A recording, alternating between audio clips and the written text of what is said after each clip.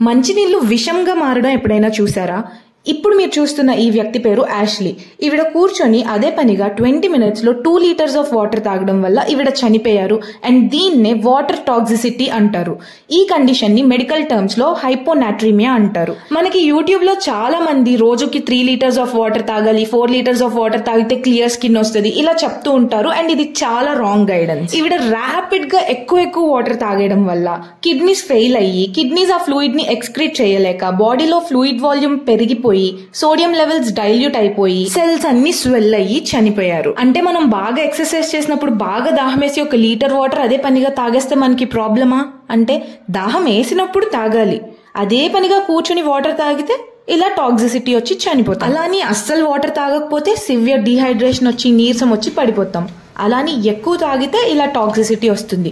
So మన body weight కి మనం ఎంత వాటర్ తాగాలో అంతే తాగాలి.